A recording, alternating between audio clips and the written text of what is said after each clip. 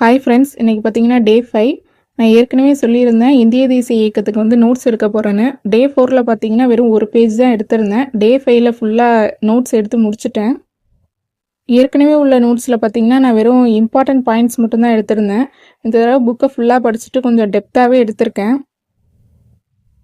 நீங்கள் நோட்ஸ் எடுக்கிறப்பையும் பார்த்தீங்கன்னா மேக்ஸிமம் ஒரு 4-5 பேஜ் அதுக்குள்ளேயே முடிக்கிற மாதிரி எடுங்க. ரொம்ப ஒரு 10-15 பேஜ் அந்த மாதிரி அழகாக எழுதுவோம், விட்டு விட்டு எழுதுவோம், அந்த மாதிரிலாம் பெருசாக எழுதியிருந்தீங்கன்னா நீங்கள் ரிவைஸ் பண்ணுறப்போ பார்த்தீங்கன்னா ஐயோ 15 பேஜ் இருக்கே, இதை ரிவைஸ் பண்ணணுமா அப்படிங்கிற மாதிரி உங்களுக்கு தோணும். அதுவே ஒரு 4-5 பேஜில் அதை முடிச்சு வச்சுருந்தீங்க அப்படின்னா 4-5 பேஜ் தானே டக்குன்னு பிடிச்சிருவோம் அப்படிங்கிற மாதிரி நம்ம மைண்ட் நினைக்கும். என்னோட பழைய நோட்ஸை படிக்கிறப்ப பார்த்தீங்கன்னா அதில் இம்பார்ட்டன்ட் தான் எடுத்திருந்தேன்னு சொன்னேன். திருப்பி அதே பாயிண்ட் தான் படிச்சிருப்பேன். இப்போ புதுசாக இது பண்ணதுனால நிறைய பாயிண்ட்ஸ் வந்து நமக்கு கிடச்சிருக்கும்.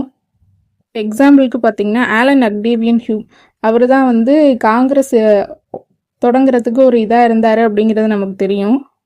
அதுவே வந்து அந்த பிரம்மஞான சபை கூட்டத்தில் தான் அந்த கருத்தை வந்து அவங்க கொண்டு வந்திருப்பாங்கங்கிறதுன்னு தெரியும். ஆனால் இந்த தடவை தான் நல்லா டெப்த்தாக படிக்கிறப்ப தெரிஞ்சிச்சு அவர் தான் அந்த பிரம்மஞான சபை கூட்டத்துக்கே தலைமை ஏற்றிருந்தார் அப்படின்னு சொல்லி.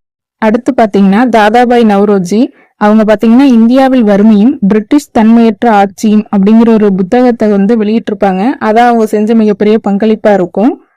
அதில் பார்த்தீங்கன்னா தமிழில் எழுதியிருக்கிறப்ப வெறும் புக்கு பேர் மட்டும்தான் எழுதியிருக்கும். அதுவே உள்ள பார்த்தீங்கன்னா poverty and British rule in India 1901 அப்படின்னு சொல்லி போட்டிருக்கோம். அந்த இடத்துல பார்த்தீங்கன்னா இயர் மென்ஷன் பண்ணியிருப்பாங்க. இப்போ வர கொஸ்டின்லாம் பார்த்தீங்கன்னா ஸ்டேட்மெண்ட்டாக தான் வருது. இந்த மாதிரி ஸ்டேட்மெண்ட்டை தான் அவங்க கேட்டுட்டு இருக்காங்க. ஒரு தடவை ஃபுல்லாக நம்ம புக்கை வந்து டெப்த்தாக படிச்சிட்டோம் அப்படின்னா அந்த மாதிரி ஸ்டேட்மெண்ட் கொஸ்டின்லாம் நம்ம ஈஸியாக வந்து அப்ரோச் பண்ணிக்கலாம்.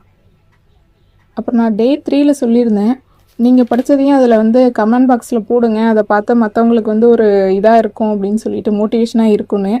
அதுக்காக ஒரு 2 பேர் ரிப்ளை பண்ணியிருந்தீங்க. அதை பார்த்து எனக்கு ரொம்ப சந்தோஷம். ரிப்ளை பண்ணவங்களுக்கு தேங்க்ஸ்.